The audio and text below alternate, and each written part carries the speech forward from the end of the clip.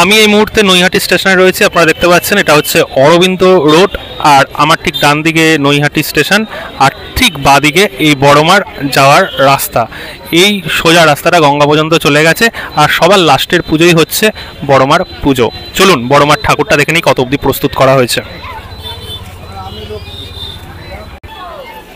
সোমবার পুজো কালী, আর সোমবার যারা আসবেন আপনারা কিন্তু পরপর এখানে অনেক পুজো দেখতে পারবেন। এখনও কিন্তু কোনো রূপই কিছু আপনারা দেখতে পাচ্ছেন না, কারণ এখনও কোনো মণ্ডপে এখনও ঠাকুর আসেনি। আমি এখনও অবধি প্রায় হাফ রাস্তা চলে এসেছি। দূরে দেখতে পাচ্ছেন একটা ঠাকুর, চলুন সামনে যাই, দেখি কত অবধি কাজ করা হয়েছে। প্রথম কালী ঠাকুর দেখালাম নৈহাটির চত্বরে।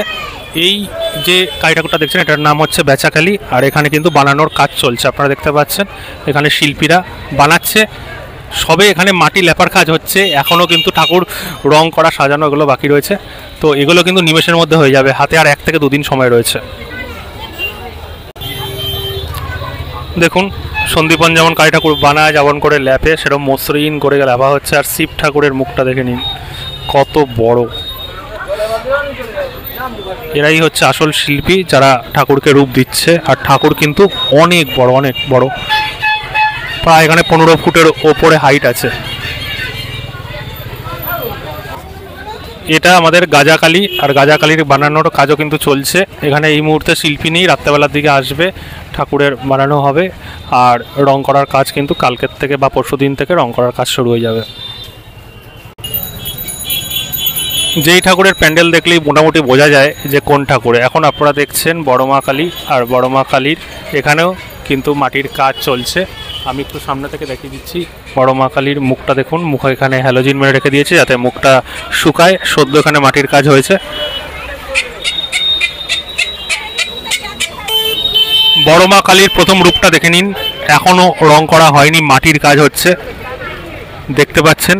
আর ওখানে কিন্তু হাত বানাচ্ছে, চলুন সামনে থেকে আমরা দেখে নিই যে হাত কেমনভাবে বানানো হচ্ছে। এই দেখুন বড়মা কালীর হাত, এটা উপরে বসানো হবে।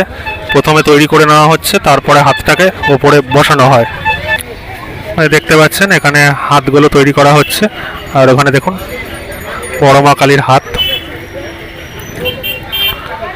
আর এই যে শিব ঠাকুর, হাতগুলোকে প্রথমে পালিশ করে নেওয়া হচ্ছে যাতে খুব মসৃণ হয় এবং রং করতেও সুবিধা হয়।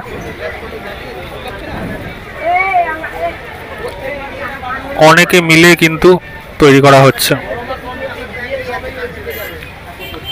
আর এখানে বড়মা কালী, আর এখানে দেখুন নিচে ভাই কিন্তু বানাচ্ছে। এটা একটা আঙ্গুল, একটা আঙ্গুলের সাইজটা আপনি দেখতে পাচ্ছেন যে একটা আঙ্গুলের সাইজ কত বড় হতে পারে। এটা একটা শুধু আঙ্গুল।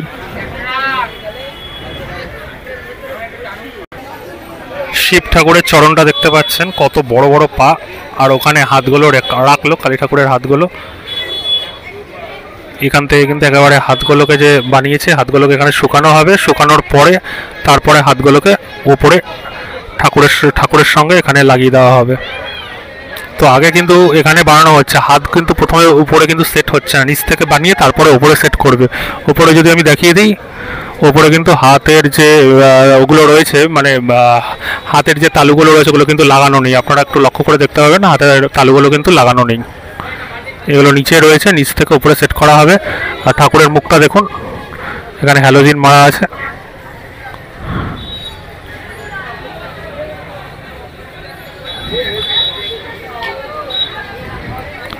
রীতিমতো এখানে মানে সবাই মিলে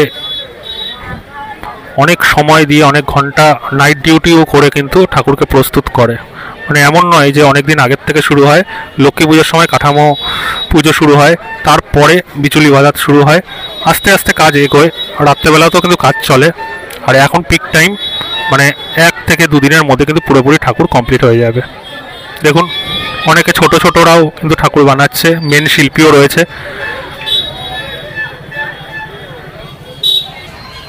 সবাই দেখতে পাচ্ছেন সন্দীপনের বয়সী, সন্দীপন থেকে একটুখানি হয়তো বড় হবে বাচ্চাটা যে বসে রয়েছে। তো এর নেক্সট পার্টে আমি ফিরে আসছি আবার। এর পরের যে পার্টটা, সেই পার্টটা আমাদের রং করা দেখাবো। তো সকলের সাথে থাকবেন, পাশে থাকবেন, আর চ্যানেলের সাথে থাকবেন।